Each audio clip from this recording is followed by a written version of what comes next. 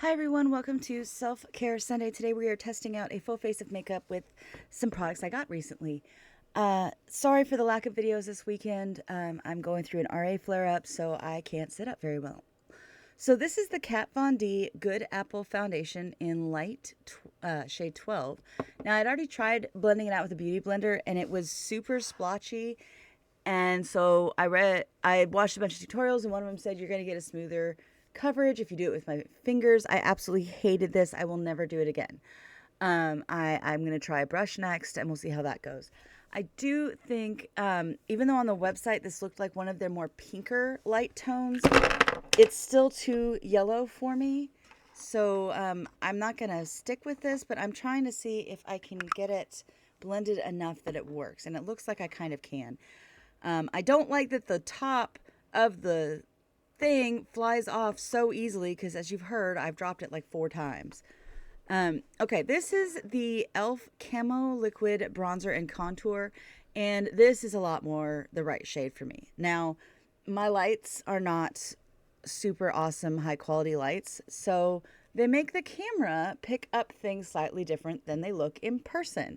So you are going to notice on the camera, my blending skills with my contour sucked. But in person, looking at my mirror, it looked really well blended. Which one's more accurate? Let's be honest, probably the camera.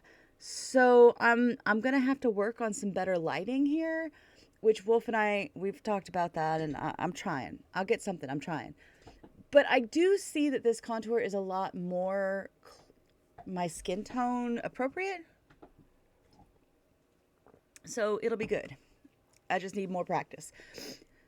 So this is the e.l.f. Monochromatic Multi-Stick in the shade, I don't know what shade, but I like it. It's a good blush. I like how it blends out. I like the color. I'm just overall a fan of this. e.l.f. is kind of it's still a like drugstore, supermarket, or not supermarket, but a drugstore or department store brand, but it's really nice. I like it. I am a fan. This is the Juvia's Place Ivory Light highlighter, and I love Juvia's Place. I love their formula of everything. This does have a gold sparkle to it, which is a little easier to blend into my skin than my Rare Beauty Rose Gold, although I love my Rare Beauty Rose Gold. And I have realized I have a ton of powder highlighters I have not really tested out, so I'm going to be working on that this month to get all of them tested. So this is the Juvia's Place I Am Enough setting powder in the color White Sands. I don't have like skin tone colored pressed powder. This was the most pigmented, not like powder that I had. I'm going to work on that, but yeah. So I'm just kind of going in and setting, I hope. I'm setting the liquid portion, and then we'll go in and do the powder portion. Like I said, I see on the camera the spots that didn't get blended correctly. I see them. I'm telling you, in person, they weren't there. So this is one of those new highlighters that I got, and this is by Stila Cosmetics in the shade Heaven's Dew All Over Glimmer in the shade Silver Lake. This was sent to me as a trial on TikTok, and I loved it. But they say that it's a good for eyeshadow or highlighter. There's no freaking way. This is enough to be an eyeshadow. Just no. And this is not a new product. This is the Il Makiage High Point Bronzer Blush and Highlighter Palette. I keep trying to make this work because a $72 freaking palette has to be good for something. And it's the only powder bronzer I have. No, I still do not see the pigment. I don't see anything. And Il Makiage is such a good brand. This is the only thing from theirs I've tried. I can't, y'all. There has to be more. There has to be more than this. So this is the Tarte Blush in the shade Blushing Bride. Again, I don't have a whole lot of powder blushes, and my options are either super light pink or really, really dark. And this is just me trying to blend out a little more. It doesn't happen because I looked in the camera and I saw how not blended out it was and how much of a makeup line I have at the bottom of my face. Yeah, I'm too far in. There's no fixing it. All right, going in with my favorite daywear eyeshadow brand, and that is Tarte.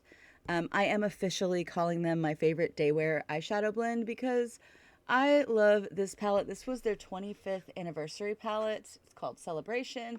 It's a beautiful, it is not the same at all as the palette I got that smells like hot chocolate from the Icon box, but it has kind of some purples and blues, and it's a great anytime daywear, nightwear, whatever.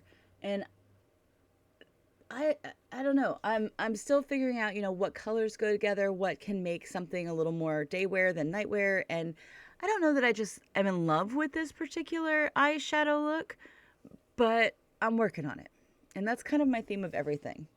All right, now we're going in with the Ciate Extraordinary Translucent Powder to set everything. And this is a new product, and I like it. It's Ciate of London.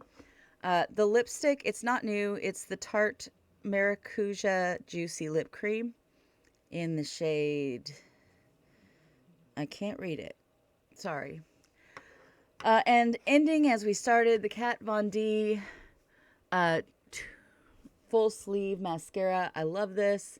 Absolutely love it.